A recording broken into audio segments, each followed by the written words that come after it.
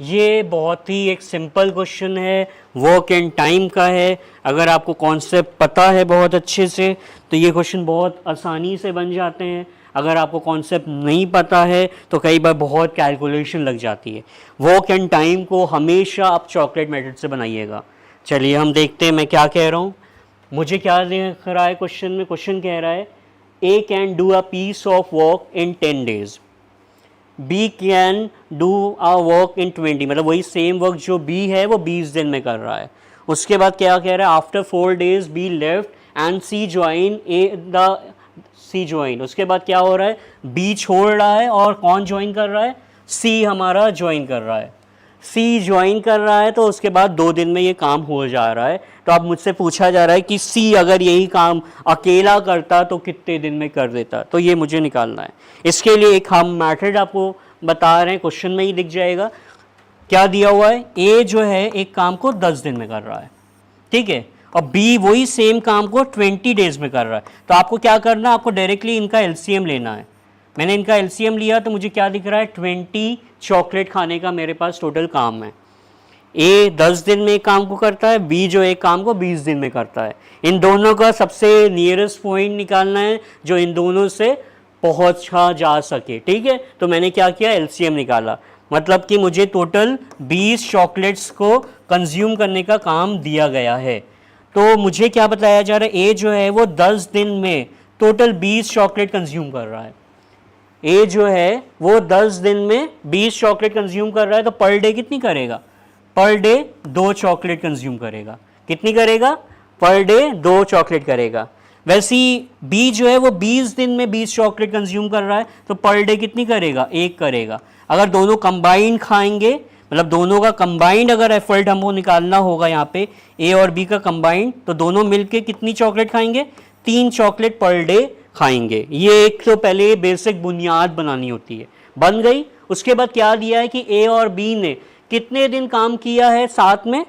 4 दिन साथ में काम किया है ए और बी ने, ठीक है।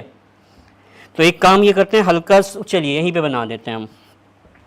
ए और बी ने साथ में काम कितने दिन तक किया है? 4 दिन तक साथ में काम किया है। कितने दिन तक? 4 days तक।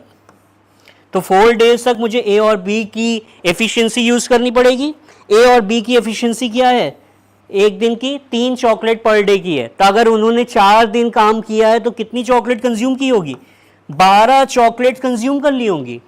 हमें कितनी कंज्यूम करनी है? हमें टोटल 20 चॉकलेट कंज्यूम करनी है, और मतलब कि अभी भी 8 चॉकलेट हमारी बची हुई हैं जो मुझे कंज्यूम करनी है। अब मुझे क्या बताया जा रहा है? मुझे बताया जा रहा है कि ए को सी ने ज्वाइन किया है और दोनों मिलके 2 दिन में ये काम कर दे रहे हैं। मतलब दोनों मिलके 8 चॉकलेट जो है वो 2 दिन में खा ले रहे हैं। मतलब दोनों की कंबाइंड, ए और सी की कंबाइंड ताकत क्या दिख रही है? 4 चॉकलेट पर डे की दिख रही है। और ए की अकेली ताकत क्या दिख रही है? 2 चॉकलेट पर डे की दिख रही है। तो इसके अकॉर्डिंग अगर ए की अकेले 2 चॉकलेट पर डे की ताकत है और ए और सी की कंबाइंड 4 चॉकलेट की है, तो सी की अकेले क्या होगी? 2 चॉकलेट पर डे की है। क्या होगी? सी की अकेले 2 चॉकलेट पर डे की होगी। तो जो ए की ताकत है वही सेम ताकत मुझे सी की भी दिख रही है। तो सी कितने दिन में 20 चॉकलेट कंज्यूम करेगा? सी को 20 चॉकलेट अगर कंज्यूम करनी हो तो टोटल 10 दिन लग जाएंगे। तो मेरा आंसर क्या है यहाँ पे? सी ऑप्शन जो है मेरा आंसर है। तो ये वर्क इन टाइम का तरीका है। अगर ये आपको पता है तो बहुत कम कैलकुलेशन में आपको मैक्सिमम आउटपुट मिलेगा। देख रहे हैं ना, कोई खास कैलकुलेशन नहीं मैंने की।